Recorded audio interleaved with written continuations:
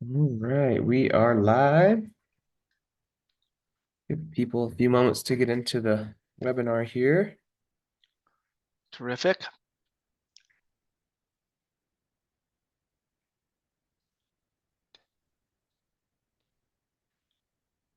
Gabe, do you know of our neighbors? I'm from Pueblo, from two of the pueblos here in New Mexico. I'm in New Mexico right now, actually, and our neighbors have been previously referred to as Navajo. They say the same, similar name of the First Peoples of Canada. Dene is the First Peoples here in the Southwest. How they pronounce is Dene. I didn't know if you knew that. I do, and it'll come up Okay. in the talk tonight. Okay, terrific. I did my doctoral work at the Promontory Caves, which is an ancestral, believed to be a waypoint in the ancestral migration of the southern Dene. So Navajo, Dene, and Apachean peoples or Inde. And yeah, they're the Athabascan speakers. Exactly. Yeah. And these kinds of webinars really help people understand about the distribution and the sophistication of different indigenous populations throughout what we now call North America. So these are of the many times that I've spoken to viewers of our webinars, they're just saying, well, I wish I knew that when I was in high school. They just had never been told all this information. I feel the same way. I've had to go and find it. It's taken years to dig up a lot of this and learn about it, but yeah, well, this is what I love about what you're doing as well, is making this kind of work available. Mm-hmm. All right, we're right at 4 o'clock, y'all. So I'm going to go ahead and kick us off here. All right, I'm ready. Here we go. Gawatsi, Keshe, greetings everyone. Thank you all for joining us for another edition of our Crow Canyon Archaeological Thursday webinar series. I am John Jihadi. I am of the Pueblos of Lagoon and Zuni, located in New Mexico.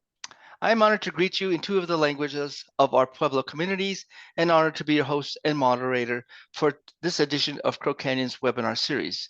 I'm one of the educators here at Crow Canyon Archaeological Center, and I want to thank Liz Perry for this opportunity to do this in her absence. She will return next Thursday's webinar for adventure, participating on Crow Canyon's cultural experiences to the Green River, which perhaps she'll share with us and tell us all about her unique adventure. Before I introduce today's distinguished speaker and delve into today's presentation, let me first of all welcome everyone, especially those who are joining us for the first time. Let me begin with our customary introductions. Crow Canyon Archaeological Center is a nonprofit research and educational center located in the Four Corners region of the U.S. Southwest in the beautiful state of Colorado. We invite you to visit our website, crowcanyon.org, where you will find a plethora of educational and research resources. We invite you to email us for your questions, for any questions or inquiries, and look forward to hearing from you. Unfortunately, we are unable to stream live on Facebook at this time, and we are only available on Zoom video stream. And we're working to address that particular issue. If you have any comments and or questions during our speaker's presentation, we ask that you place them in the Q&A menu area at the bottom of your Zoom screen. Placing them in the chat section, they can sometimes get overlooked. So we want to invite you certainly to join in on the conversation and contribute to perhaps some questions. We also invite you to view past webinar episodes on our YouTube channel, where you'll be able to view past webinars we have done and recorded over the past several years. As always, we want to acknowledge an elemental component of Crow Canyon's mission. Crow Canyon Archaeological Center acknowledges the Pueblo, Ute, Paiute, Dene, and Jicarilla people on whose traditional homelands our campus sits. With the work we are doing at Crow Canyon, we seek to bring light to the darkness of memory that these lands, waters, wildlife, and their descendants hold as a result of policies of removal, genocide, and displacement. We seek paths to support and align with Indigenous people and communities. And with gratitude, we honor the contributions of present-day Indigenous communities, descendants, and colleagues with whom we partner, who guide our work and our mission. On your screen, you'll be able to see and scan the QR code where you will view a spring appeal announcing the 2025 Florence C. and Robert Lister Fellowship. The fellowship assists graduate students who show promise in making significant advances in archaeological knowledge of indigenous cultures of the Greater Southwest. Applications are available now until July 1st. Information is also available on our website and from the QR code on your screen. Another announcement we want to pass along is information about the Indigenous Food Waste Workshop, a 3-day immersive workshop here on the campus of our Crow Canyon campus, which will take place in August. We invite you to sign up for this exceptional experience. Special presenters will be Mary Yanicki, Reina Bentea, and last week's webinar presenter, Ade Romero Briones, are scheduled to provide seminars in mindful foraging, plant-based demonstrations, and vibrant food preparation inspired by indigenous cuisine. As always, we invite you to upcoming webinars on our webinars. Our next webinar will be Save History, How to Protect Archaeological Sites from Looting and Vandalism. The presenters will be Sharon Colwell and Anastasia Wolhod. Our illustrious leader, Liz Perry, will be back in the driver's seat from her Green River adventure, so we invite you to tune in. The following week, the webinar presenter will be Dr. Rona Brolat, who will provide a presentation entitled Local Production and Global Marketing of Oaxacan Mezcal. That will probably be very interesting to you, and we invite you to join us for these interesting presentations. You know, we are ever mindful and truly thankful for the consideration and generosity of all those who contribute to all that Crow Canyon does, including the webinar series that is available to all. And a special thank you goes to those who donate in memory of our beloved friend and colleague, Taylor Hasbrook, who was instrumental in the establishment of our Crow Canyon webinars. And we welcome all who donate in her name and her memory. That can be done by going to our website at crowcanyon.org or scanning the QR code you see on your screen. And again, thank you to all of those who contribute and allow Crow Canyon to do all the work that it does. And so I'm really honored and excited to introduce to you our special presenter for today's webinar, Dr. Gabriel Yanicki. Dr. Yanicki is the curator of Western archaeology at the Canadian Museum of History located in Quebec, Canada. He is responsible for researching and developing archaeological collections at the museum, reflecting the cultural histories of the First Peoples of Plains, Interior Plateau, Northwest Coast, and the Western Subarctic. His research explores how kinship, social distance, and identity are reflected in archaeological material and styles, and how indicators of movement and of ideas, individuals and groups can reflect intercultural contact and socio-demographic change. He received his MA and PhD in anthropology from the University of Alberta. His work has covered such topics as archaeology of traditional games, Dene migration, and the emergence of Proto-Apachean social identities. He has authored The Old Man's Playing Ground, Gaming and Trade in the Plains Plateau Frontier, which is a series volume published by the Canadian Museum of History and the University of Ottawa Press. And it is my honor to welcome you, Dr. Yanicki, to our Crow Canyon webinar series. Thanks for the introduction, John. And I'm really thrilled to be here tonight. I'm going to go ahead and share my screen and get started with my slides.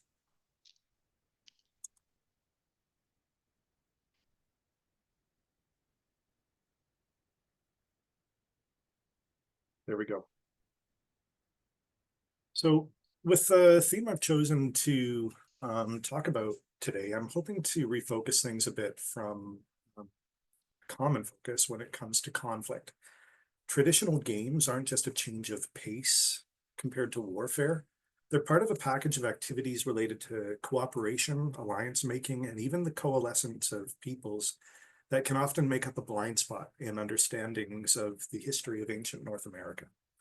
And an understanding of what brings people together rather than what drives us apart is perhaps more relevant now than ever.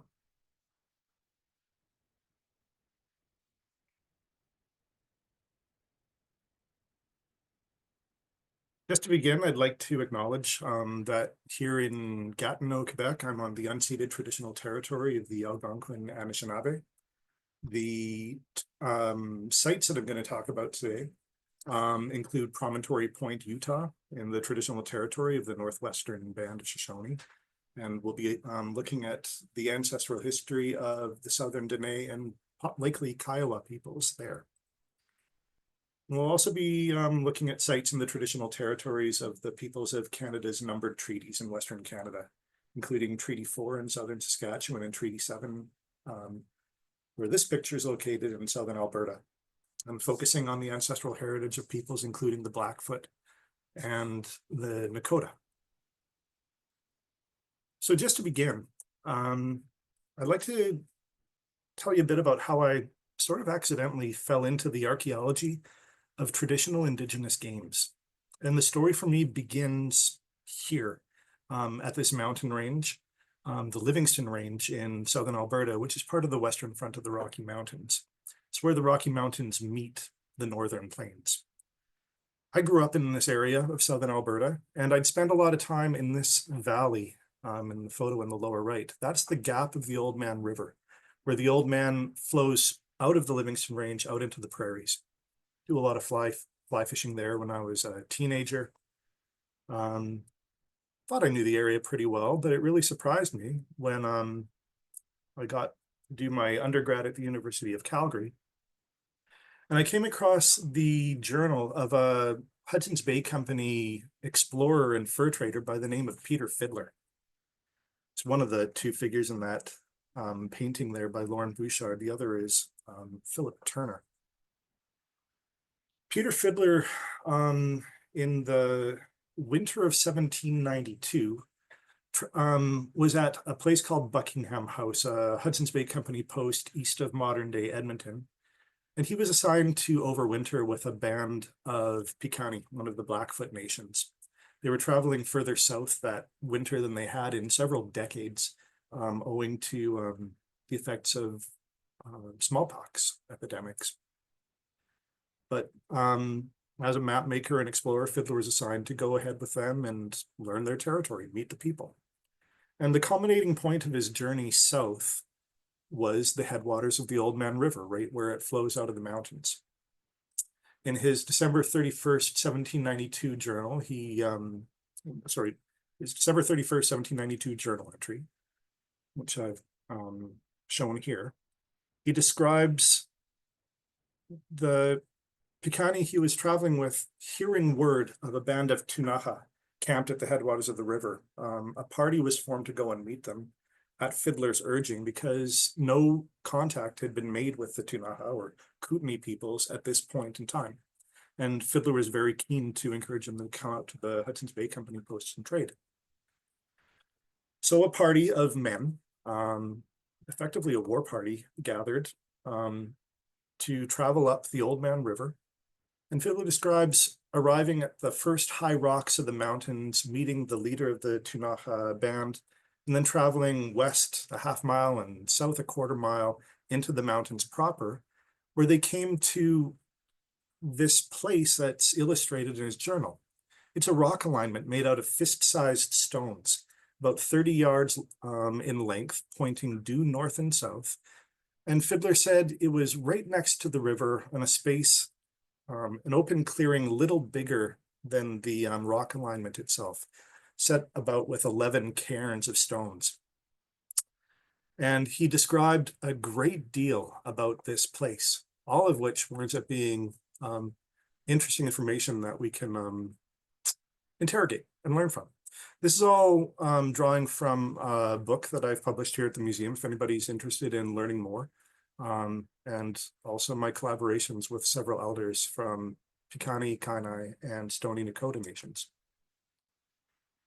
So one of the things that Fiddler said about the site is its name. Place here called Napiuktai Kots, from whence this river derives its name. It's a very interesting statement. We know that the river today is called the Old Man River, but Fiddler's notes, Napiuktai Kots, when translated from Blackfoot, actually includes a symbol for played, or where old man played river.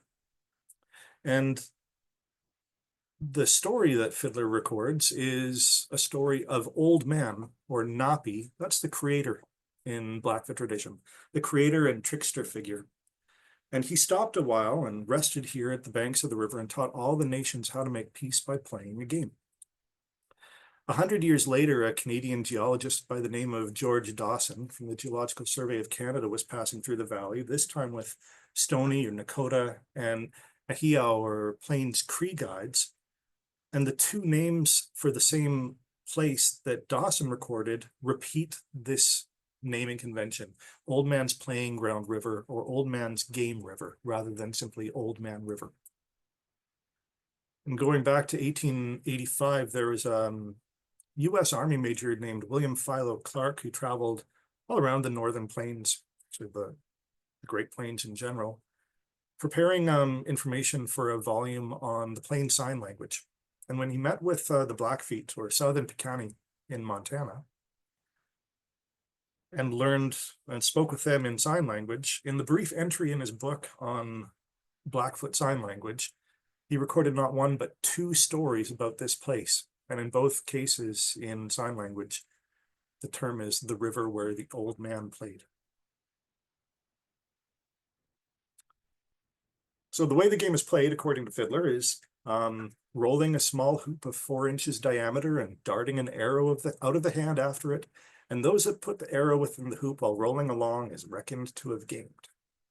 So a hoop and arrow game, as we know it from the works of Stuart Cullen, who in 1907 published a very encyclopedic compendium of traditional games of the first peoples of North America. At this rock alignment, Fiddler's sketch even includes an effigy of an arrow passing through a hoop. It's pretty special. That game of hoop and arrow or hoop and pole should be pretty familiar to a lot of people. Accounts of it are known from the earliest European explorers coming from every direction into the heart of North America. In the 1600s, people on the eastern coast of North America described people playing it. French explorers coming up from the mouth of the Mississippi recorded people playing it. Spanish explorers on the coast of California described it. And certainly Hudson's Bay Company, British explorers coming southwest from Hudson's Bay encountered people playing the hoop and pole game. Here's a painting by George Catlin from 1832 to 33 of the Mandan version called Chunky, which is the most popular, most well-known name for this game. The thing about Chunky is that instead of a small hoop, it's a stone disc that's used in the game. And the stone disc variant is archaeologically very well known, especially from the Mississippian culture region, where stone discs date back at least 1,000 years, especially associated with sites like Cahokia, near modern-day St. Louis, at the junctions of the Missouri and Mississippi rivers.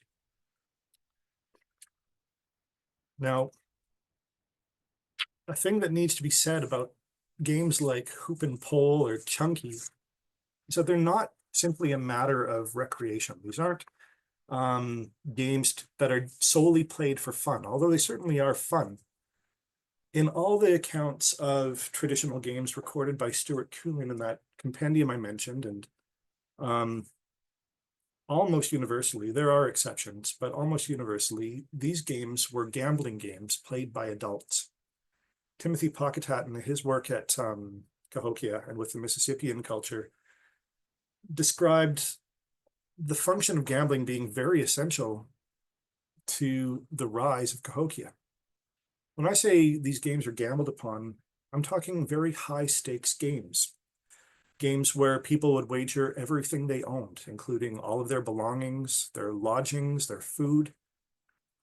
There are many oral histories of people who've had bad luck at gambling, wagering themselves or family members into periods of debt slavery, wagering a lifetimes of earned social status or rank. A person going from a nobody to a very high-ranking member of a community overnight, or vice versa, because of a bad throw of a wheel or a disc. And in some cases, these games, including stakes, that people put their own lives on the line. So very much games of life and death, and certainly not mere child's play. Now, the wagering at Cahokia Pocketat believes is something that may have been exploited by the leadership, by the elite, as a way not just of accumulating wealth, but also encouraging people to channel or deflect intergroup tensions in what was a polyethnic society, and funneling or mediating those tensions through play and games. It's finding a way to deflect intergroup conflict. Just zooming in here to show you what's going in the center of this picture. Every Mississippian center had a central plaza where the chunky game was played. The version of the game described by Peter Fiddler in 1792 was also illustrated by artists in the 1800s. Here's a Salish version from Montana. Two men side by side chasing after a rolling hoop with their dart in hand. Very distinctive feature of the game played by the Blackfoot and many other peoples in the Northwest Plains is the positioning of these logs. The idea is that the hoop will roll up to the log and then bounce. And the objective is not just to pass one's arrow or dart through the hoop, but to predict where the dart is about to land. And so you score by having the hoop fall on your dart if you don't get a bullseye shot. And here we see a painting just across the river from me here at the National Gallery of Canada, painted by Paul Kane, a Toronto-based artist in the 1850s, of the Schwalpe, playing a game called Alcaloch. Same style, a rolled hoop rolling towards logs, predicting where that hoop is going to come to rest and throwing the dart to the bounce. Many ethnographic accounts from the Blackfoot or Siksika, Tapi peoples of Canada and Montana describe the same style of game.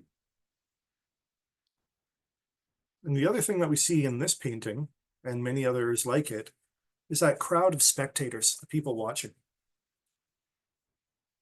In addition to being high-stakes gambling games, these are also almost universally, especially in the high-stakes cases, an intertribal activity. Across the continent, there are ubiquitous historic accounts describing gambling games as being played by members of different social groups. And that's a very significant statement. The reasoning being that's given in some accounts is, well, why would I gamble with a family member or a member of my own community? Why would I gamble for something that's already mine? When examined by Marshall Solins in his volume Stone Age Economics, Solins categorized gambling as a form of negative reciprocity, a form of exchange. Certainly goods or commodities are exchanged through gambling, but the idea is, unlike at the household level, where a person is willing to give something and expect nothing in return, or unlike even trade between people who are fairly close to each other, related, or they know each other on friendly terms, where they will give something and expect to get something of equal value back, what we would call balanced reciprocity. Gambling is a form of negative reciprocity. A person expects to win something and give nothing back in return with impunity. It's a mutually agreed form of exchange, but it's not a balanced one. And in the terms described in this model drawn by Solins, we are seeing a pattern of exchange comparable to capitalism, where one expects to get more than one gives, or even theft or warfare. And that warfare point is a very interesting one. When I sat down with Stoney Nakoda elder Henry Holloway to discuss stories of traditional games and meeting at places like Napi's playing ground, he said, well, yeah, gambling was definitely an intertribal activity. If the Nakota were out on the plains and they encountered an enemy group, a rival group like the Blackfoot, people that they'd often be at war with, they had a choice. If they wanted war, there would be fighting, but if they wanted peace, they would gamble. That was the choice. And it's put to me by Piikani elder and ceremonialist Alan Pard. The old expression for gambling in Old Blackfoot, the form of the Blackfoot language that's preserved in ceremony and song, the word for gambling is the exact same word as warfare. It's gachtome. To the Blackfoot people, gambling was no different than warfare. And the way he explained that was by relating a story, an oral history of a young man on a warpath who plays the exact same hoop and arrow game as described at Old Man's Playing Ground, but he encounters his mortal enemy. And instead of fighting, they play for each other's scalps. And again, that conveys the significance of these games as being matters of life or death. And again, Alan said, yeah, people really were putting their lives on the line when they played these games. And there's a value to the stories about them in conveying the importance of overcoming adversity. And to me, I mean, there's something about that, learning how to lose and come back from adversity that is a part of these traditions. So going back to Fiddler's account, the Piikani that Fiddler was with said that Napi, or Old Man, built this for all the different nations whom he wished to meet here annually and bury all animosities betwixt the different tribes by assembling here and playing together. Again, there's just a wonderful hint in the 1792 account of intertribal gaming and setting aside differences, agreeing to meet peacefully and game. So what can we do with that archaeologically? There's a very interesting observation in that nature of gaming being primarily intertribal in character, of gaming existing in a liminal state. That means these games are most observed at the margins, places where people are at the edges of their traditional territory and encountering people from other groups. One thing that we can do is look at how games are played or are described as being played in ethnographic literature. If we look at the hoop and arrow game as played in the interior plateau, there are several descriptions of a small 4-inch diameter beaded hoop, a rawhide fastened ring set with beads on the interior of the ring. That's on the west side of the Rocky Mountains in British Columbia, Idaho, northern Washington state. Then if you go to the east side of the Rockies, you see the Blackfoot style of the hoop and arrow game, which again is a rawhide wrapped ring with beads set about the rim, but more stacked and often with a central ring that forms a bullseye target, but altogether a very similar style of game. Now, I got some inspiration from one of the pioneers in the study of ancient games in North America, Warren de Boer, who wrote a very pivotal article in 2001 called Of Dice and Women, Gambling and Exchange in Ancient North America. De Boer looked at women's dice games, mapped them out geographically, and showed these games have regionally distinct variants. And one thing that is implied by this is that people knew each other's games, which is very, very necessary. In high stakes gambling games especially, there has to be a mutual intelligibility, or what I call a fluency of games. These can be mapped out like de Boer did. And if we look at the hoop and arrow game across North America, if you look in the top left, on the west side of the Rockies, there's the version of the ring or the hoop with beads set in the margin or the edge. And then out onto the northern plains, there's small rings with beads forming spokes like a wheel. And Napi's playing ground is situated right in the center of these two ranges. It is very logically a meeting place, that including the fact that the Oldman River Valley is one of the most notable passes through the Rocky Mountains in this part of the world, from the plains into the interior plateau. So a very logical meeting place for groups like the Tunaha, who live immediately west of the mountains, and the Blackfoot peoples of the adjacent plains. So that was my background, my introduction to traditional games. I'm just going to shift pace here, shift gears. Next part of the story for me was an invitation in 2011 to join a crew excavating at Promontory Cave 1 on the north shore of, or north side of Great Salt Lake in Utah, under the direction of Jack Ives from the University of Alberta and Dr. Joel Yanicki from Brigham Young University. You might recognize the picture on this slide. That's the, I hope you do, might not. That's the cover image from a recent volume called Holes in Our Moccasins, Holes in Our Stories, describing the work that the Promontory research team did, and other related researchers at Franktown Cave and looking at Dismal River archaeological records on the east side of the Rockies, putting this all together to track the ancestral heritage of the earliest manifestations of the Southern Dene.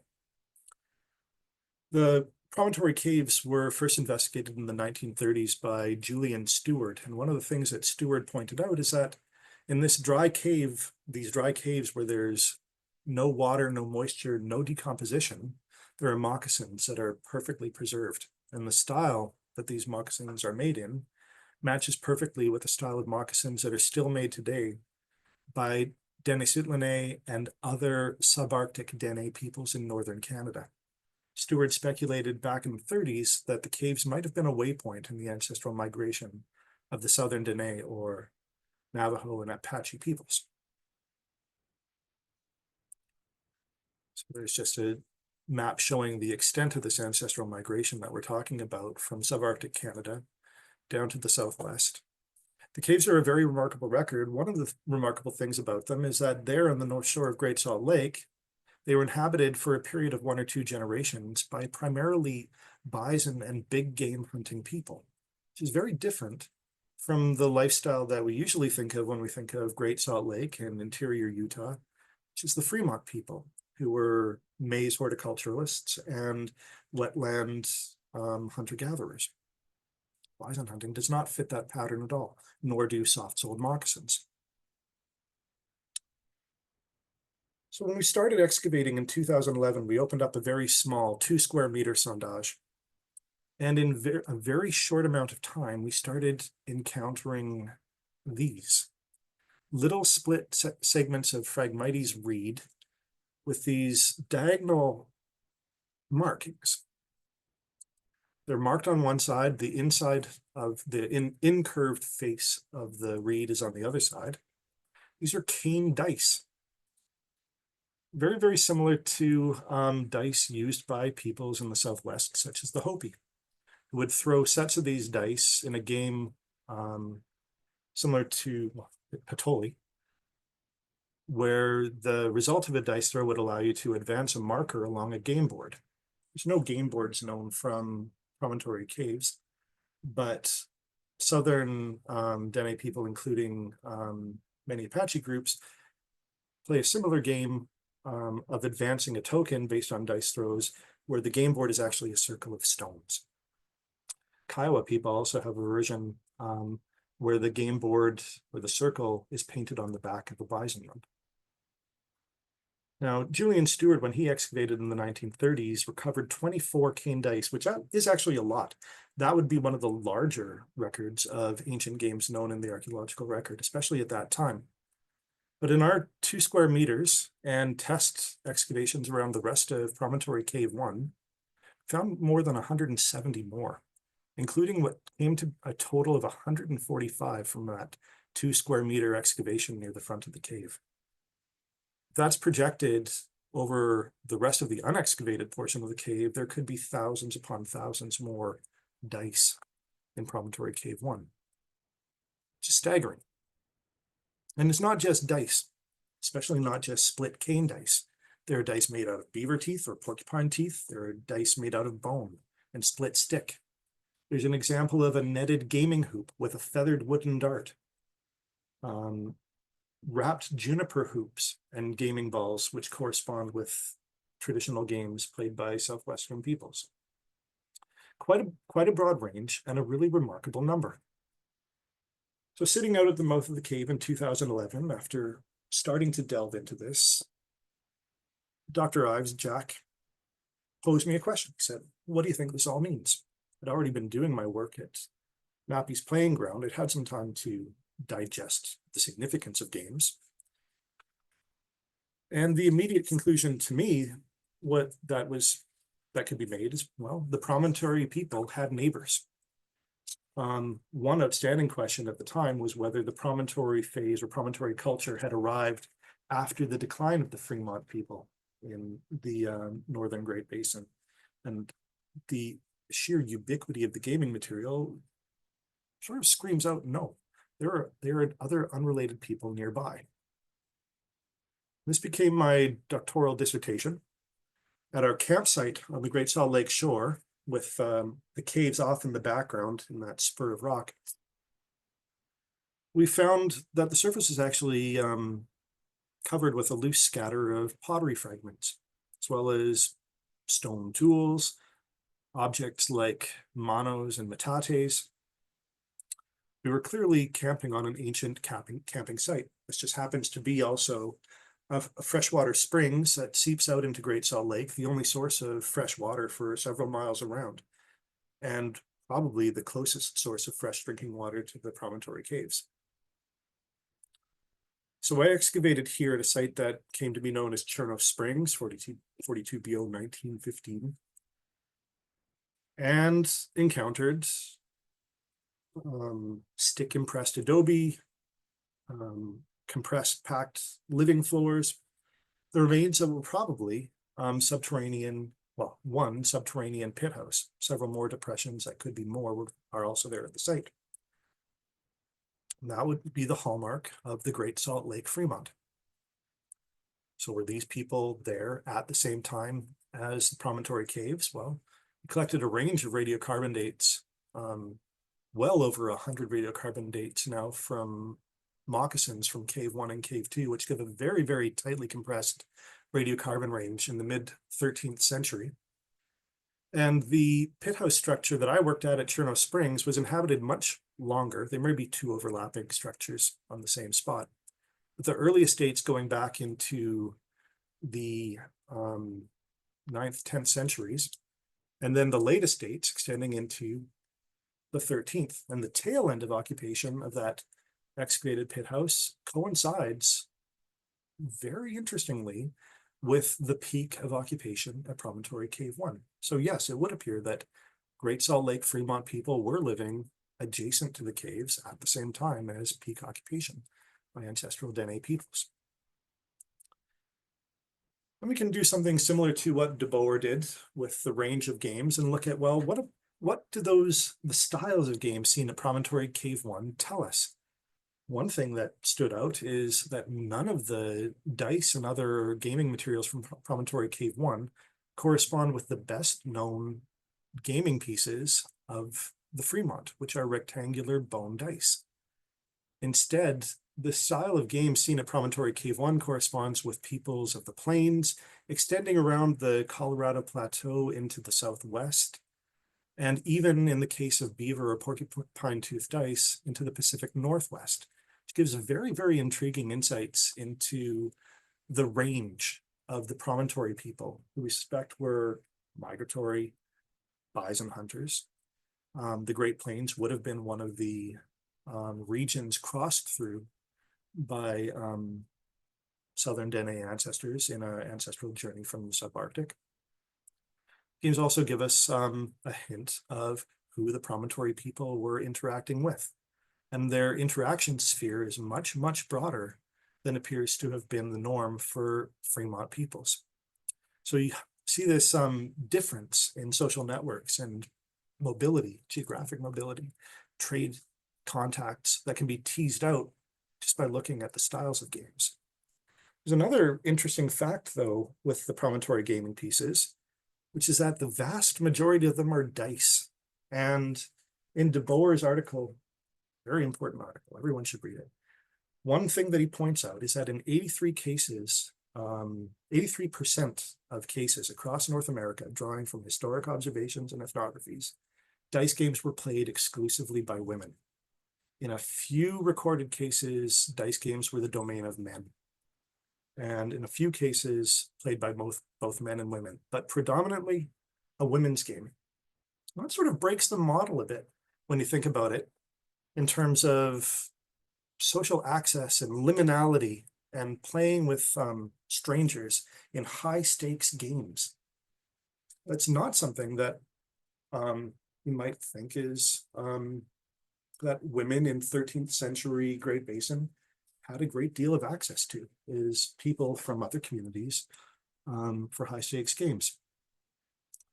But there is a bit of a misconception that I want to address in this model from Marshall Solins and the concept of negative reciprocity, is that there are actually plenty of accounts of traditional gambling games being played in the village, or not exactly family level, but near family level in the residential sector. And the model that can be, the way this model can be tweaked, drawing from work by Regina Flannery and Ken Cooper, looking at the traditional games of the Ananin or Gros Ventre, is that something that they called the better wager pattern. The intensity of gaming or intensity of gambling activity increases proportionally to the social distance between the competitors. So it's the high stakes gaming that exists at that intertribal level. But the more related two competitors are, the lower the stakes involved. So that at the household level, you do see accounts of dice games being played for trinkets, or even duties like cooking duty or who's going to fetch water. So you can actually interpret or take a guess at how related two competitors are in an account, in a historic account, based on the wagering, the extremeness of the wagers involved. But it does mean that women in promontory society had access to other women that were not immediate family members. A hint of women from multiple backgrounds, multiple communities being present in promontory society. When you think about how that could be, we should look at bison hunting. Bison hunting is fairly novel at promontory caves when looking at the Great Basin as a whole. Historically, it was not a very widespread practice. The promontory phase over the 13th and into the 14th centuries is probably its greatest, not only efflorescence. And it may signify an arrival of plains bison hunting, coordinated bison hunting brought by Southern Dene ancestors. One of the things about bison hunting is it takes a lot of people. It takes a lot of people to coordinate a kill in which large herds, to be hunted effectively and safely, need to be killed en masse or in large numbers. And then once a bison or multiple bison are killed, there's a huge amount of processing labor involved. So when we look at an individual burn layer in Promontory Cave 1, there are the remains of at least, I believe, 25 bison from a single kill event, charred bones that are in a single layer of burnt bone, like you see in that screen. That's a huge amount of work, and that labor would often fall upon women. So bison hunting peoples of the Great Plains had a strong impetus to cultivate friendly alliances with neighboring groups. In fact, many bison hunting peoples, paper written by George Colpitts, he argues that many bison hunting peoples were in fact polyethnic, drawing on alliances that transcend linguistic and ethnic boundaries, and eventually lead to shaping of new identities, new shared identities over time. And gaming would be a pathway into forming those alliances, choosing friendly contact rather than more extreme forms of conflict, or at least sussing out the potential for such alliances to be made. And the prevalence of women's gaming at Cave 1 would indicate that, yeah, people from multiple backgrounds, women who are not related to each other except through marriage or intertribal alliances, are present in the same community. We see that there's a variety of dice at Cave 1, cane, but also small numbers of bone, wood, and beaver tooth dice. There's an interesting pattern that emerges when you also look at things like ceramic production, where most pottery at Promontory Cave 1 is tempered with calcite, but then you see other varieties, other ceramic types that are tempered by mica, quartz, and sand. There's a hint there of women bringing not just different gaming traditions into the community, but different ceramic traditions. And a big ancestral one that we see on Promontory Point is a ceramic tradition called Great Salt Lake Gray, associated with the Great Salt Lake Fremont. It's primarily a sand-tempered ware, but most pottery at Promontory Cave 1 is tempered with calcite, which is a temper not very common in the Great Salt Lake area, but more affiliated with people like the Uinta Fremont further to the east on the Colorado Plateau. Over time, Great Salt Lake Gray and other Fremont ware, a very thin-walled pottery, seems to change. There, by the mid-14th century, we have promontory ware being prevalent in the Great Salt Lake and Utah valleys, which is very thick, tempered, not with same materials. No decoration like you see on Great Salt Lake Gray. But at Promontory Cave 1, you have examples of pottery that seem to be a fusion between earlier and later forms, and possibly also Uinta and Great Salt Lake Fremont forms, incorporating different design elements, vessel forms, and also very distinctive attributes like a serrated rim, which just strikes a chord for me if you go back to William Philo Clark's volume on the plain sign language. The name for the Apache in plain sign language is the motion of a finger being passed up and down the length of one's arm with the finger of the arm extended. And the motion is intended to convey the sound of passing a stick along a serrated stick. It's known as a musical rasp. I actually suspect that the vessels of these promontory vessels could have functioned in a similar way.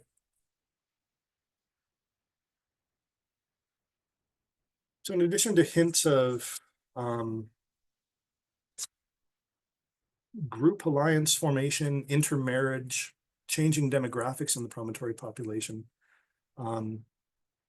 we have patterns of range and contact. I'd like to turn to a third site. But first, one look at this odd piece from Promontory Cave 2, which was it was found by Julian Stewart in the 1930s.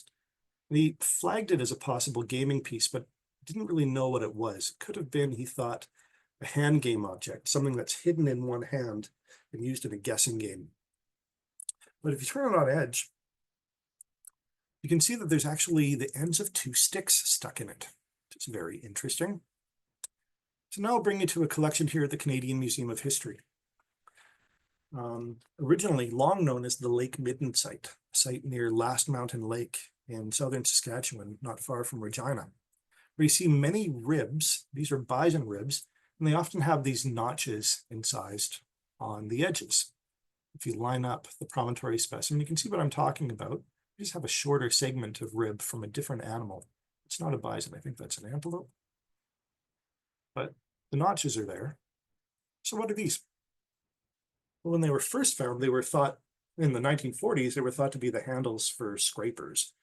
But at an excavation on the Missouri River in the 1950s, an archaeologist named Franklin Fenenga was working with Yanktonai Sioux excavators who unearthed a number of these objects, and they said, oh, winged bones or ice gliders. And they explained these aren't scraper handles. These are a type of dart used in a game, where the underside of the dart is very carefully polished and greased. And then one end is cut square and hollowed out. The other end is shaped into a point.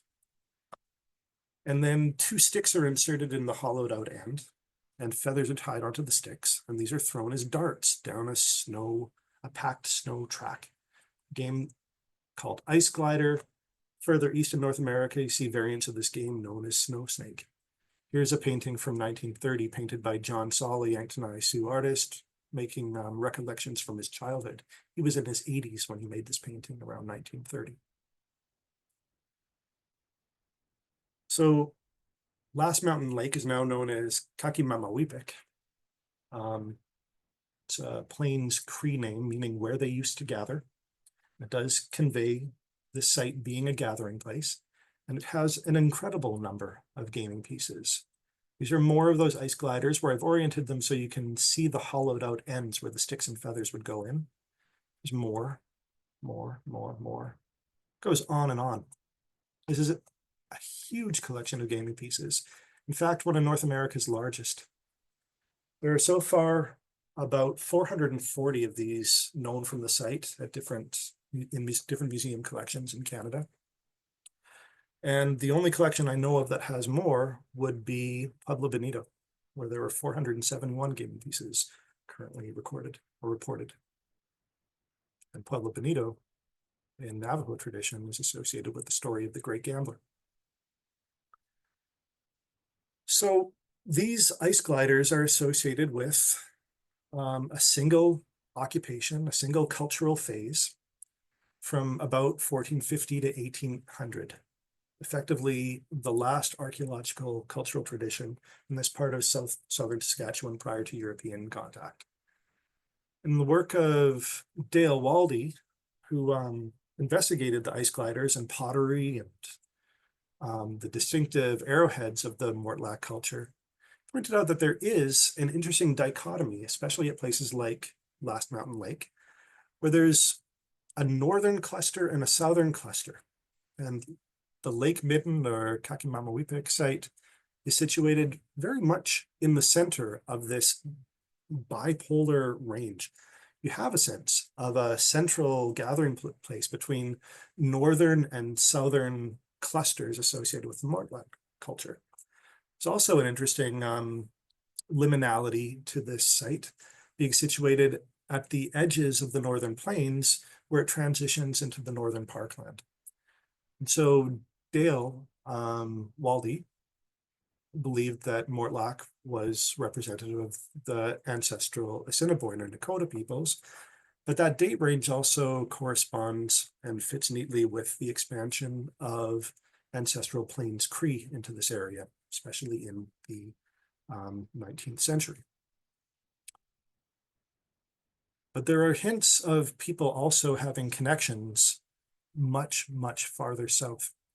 The Mortlach material culture from Last Mountain Lake includes these socketed shaft wrenches, which you see at sites on the Missouri River, triangular bone awls, scapula gourd knives or scapula hoes associated with plowing ground for corn. Pottery from Last Mountain Lake has yielded traces of cornstarch. Then there are things like these slotted rib knives set with, in this case, a copper blade, which you also see at Middle Missourian sites. And more games, including hollowed out pieces of antler, which we know were used as darts, feathered darts by some southern, especially Siouan-speaking peoples. Ceramic dice, like this set of 6. On the right is a pair of dice from the Waniskewan cultural historic site near Saskatoon. These dice, when they were found, wound up being star witnesses in a court case in Saskatchewan where they helped establish the Saskatchewan Indigenous Gaming Authority, showing that gambling is indeed an ancestral cultural practice going back to pre-contact times. Then there's this object on the left, which I am sure is a chunky stone. This would be the northernmost expression of it. And chunky stones are known from Middle Missourian sites and this style corresponds with the latest expression of the chunky game, where the outer faces are biconvex compared to the concave faced stones that are most common at sites like Cahokia centuries earlier. It's a very remarkable gaming record when you put it all together. And it does paint a picture very similar to promontory caves of what may be originally an intrusive population, new arrivals, testing out uncertain social prospects and using games as a pathway to building friendly relations with neighbors of an area and potentially with each other if groups are spread over a very large range. So games show us that people were indeed making a choice not to have competitive, violent conflict, but choosing peaceful means, not just of coexisting, but building relationships together and staking their futures together.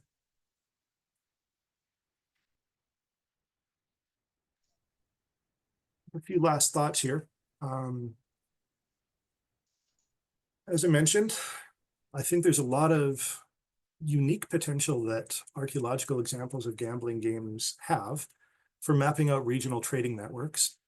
They're a window, as at Last Mountain Lake and Promontory Caves, to contact between neighboring peoples and likely ethnogenesis, the birth of new cultural identities over time. I think there's also many outstanding questions.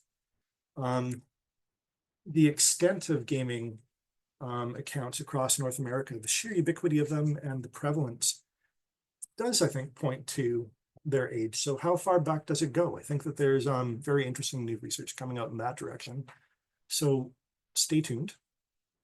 And there's also the matter of continuity. These are not simply ancient practices that ended in the past. There are many accounts of gaming practices being adopted and participated in by newly arriving European peoples as they made contact and then joined in gaming practices. The swift adoption of horse racing, the swift adoption of card games across North America led to the replacement of some ancient games, but the changing nature of games over time is itself, I think, a very interesting subject of study that can be taken back into the deep past to show how relations and trading networks changed over time as regional powers, for instance, waxed and waned. And that continues through to the present day, many of the themes that are explored here. I'll wrap up with that. I've definitely talked long enough. Just want to make sure that there's a slide here if anyone is interested in some further reading. Here's a number of papers you can look up, or you'll find a lot of the other references that are cited throughout this presentation. And that's it. Thank you so much for coming to my talk. Well, thank you very much. Exceptional, very interesting. With a little bit of time left, let's get some of the questions that have been provided by some of our viewers here. Let me bring Bob's question. Bob asked, any thoughts on the differences between games of chance and games of skill and how these might have had different differences in social context and purposes?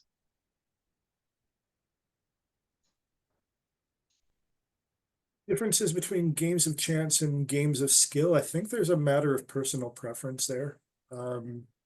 There are certainly accounts of gambling and high stakes gambling associated with both. So beyond popularity and mutual agreement and people assessing their prospects of whether they feel like they're going to win playing a certain game, I think those are negotiated. Those are decisions that are made between peoples from neighboring groups in these intertribal contact settings. And certainly there are cases where games are extremely popular for periods of time, like chunky, which is a game of skill, or dice, which is a game of chance that you see primarily associated with women. But there's also some blending of the two. Mm-hmm. I'm going to tangent with what Bob asked, because when you asked about further questionings and maybe future research, when you think about games per se, then you wonder about, well, how do I know I've won or how I've lost?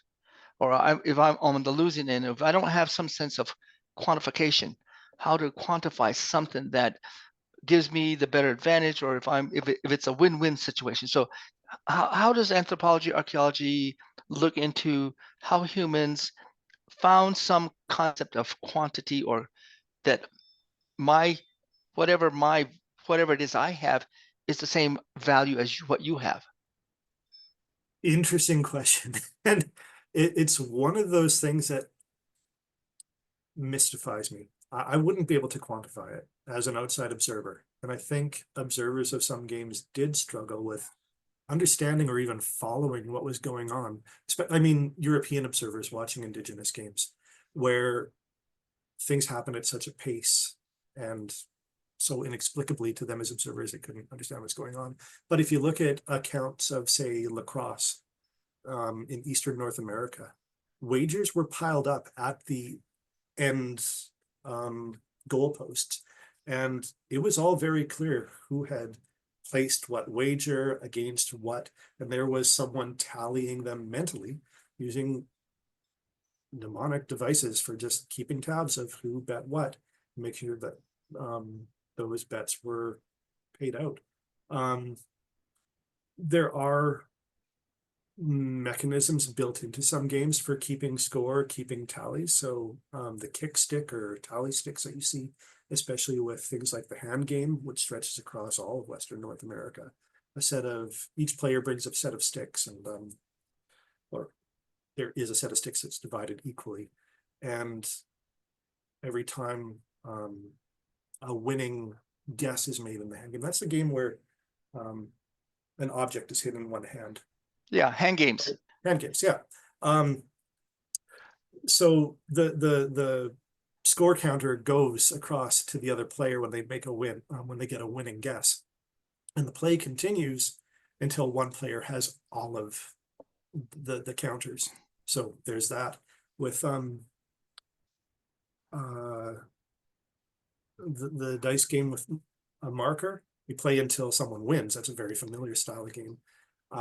And then with hoop and pole, with those different colored beads, there's an agreement by the players beforehand as to the value in terms of number of points of each color of bead, so that if an arrow is thrown and the hoop lands and the green bead is touching their arrow, they get 3 points. If it's red, they get 5. If it's black, they get 1. Whatever. The scores change depending on the context, but there's scorekeeping involved, and the game continues until a certain number of points is made. In terms of keeping track of the bartering nature of the bets, though, yeah, the value of a bison hide robe versus a quantity of corn, for instance, that certainly existed, and it was completely intelligible and well known to all of the participants. And there are accounts that describe, okay, so a gun is worth this much in terms of robes. A horse, this many guns. Yeah. And then more extreme bets, or also lesser bets. There are many accounts of just, players, those friendly type settings where, yeah, it's a person's arrows being wagered against another person's arrows. So no matter what, it was all intelligible. So we can kind of bring it down into this, in a sense, that winning is relative. Same way with losing. Someone asked about, and you included a comment about lacrosse, which was one person's comment about relationship with lacrosse. But I want to bring another question. It says here, do you think that the notches represented on the forms that you showed in your screens, were they a form of counting or perhaps a tally? Also a really good question. So that's a question about the ice gliders. I personally think if you look at accounts of how that game is played, those darts, every player would have a set of their own darts, and they're playing against a number of other contestants. And the scoring in that game is scored a lot like curling. So you have, say, 4 darts, and you make your throw, and then another person makes their throw, and it's hilarious. The way that that track is made, I might as well tell you. When it was time to play this game, someone who wanted to play would go around the camp and say, who wants to play ice glider? And then if there were enough participants, the kids would follow along. They'd be really excited. And they'd want to watch one kid, say a 6-year-old boy, 2 adults would grab him by one leg each, drag him through the snow to make that long track. And then the kids would chase along after the darts. And when the dart had finally stopped sliding, the kid would take it out and plant it in the snow next to the track to mark its distance. So there has to be a way, if you're throwing multiple darts, there has to be a way of reclaiming or identifying whose darts are whose. I think those notches are actually personal identifiers. There's many darts that also have cross hatching. There are illustrations on some that look like cobs of corn or maybe fish. There's one dart in our collection here at the museum that very, very much looks like an elongated fox, which has been pointed out to me by a colleague of mine. There's a family name in his community called Long Fox. That's a community that plays this game historically, and it might be a marker of whose dart that is. So like somebody who plays this game brings their own special slider, it's like if someone who plays pool brings their own special magic pool cue to a pool tournament, or a table tennis guy. We can't bring our own special football or soccer to a football game because we don't know if it's hyperinflated or lower inflated. So really cool. But one more last question. It says here from it says, wonderful session. I work with Mayan and Andean cultures. I just wanted to know or add that there's a strong tradition of gaming in Mayan or Andean oral and written literature. Again, fantastic question. In the references, in the further reading, there's a paper that I've mentioned, The Better Wager Pattern in Continental Perspective, where I do look at the full breadth of gaming traditions across North America. One of the big observations about these gambling games is that they have a really specific distribution to North America, extending down into Mesoamerica. So of course, there's a very rich gaming tradition in Mesoamerica, with the Mayan ball game extending into Aztec times. Also, that dice game with the split sticks or split caves is a very well-known Aztec game recorded by Spanish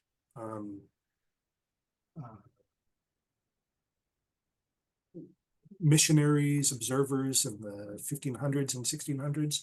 There are examples of the gaming board even carved into market and temple steps where people were passing their time playing this game. But a bad day's gambling with the dice game could actually lead to someone being so impoverished that they would wager themselves and wind up in the slave market. Slave market, yeah. So actually a pathway to becoming a human sacrifice. But there are also examples of Aztec lords wagering their or parts of their kingdoms against one another's, and getting into that synonymy with warfare. I think one of my favorite examples of all is the Mayan Pitz glyph. The glyph for war is the same as the glyph for gambling, which certainly piques my interest when you look at examples like the replacement of Tikal nobility. I can't remember the exact century, but sudden appearance of very Teotihuacan inspired ruling class at Tikal without any evidence for large scale warfare. So yeah. Well, in warfare, you always know who's the winner and the loser. But when you gamble, you don't know who can always come out ahead. I do wonder whether entire kingdoms were being gambled by ruling classes. Certainly. By getting down into the Andean region and South America, you find that gaming and gambling has a much patchier distribution. So for some reason, the shared history, that shared mutual intelligibility of games, the shared universal agreement that gaming is an acceptable pathway to status and trade and negotiating intergroup differences, it's not as widely accepted. There are many gambling cultures in South America, but it's not as universal as it is in North America, which is very interesting. Well, another opportunity to have you come and join us back again. All right, Dr. Yanicki. Fantastic. Wonderful. You've got some great comments. I'm glad that everybody's here to join us. We invite you to certainly come back again. It was a pleasure. It was a pleasure. Thank you so much. Thank you, everyone, for joining us. Join us next week. Liz will be back, and we hope you get a chance to visit our website, crocanon.org. Everyone have a good evening.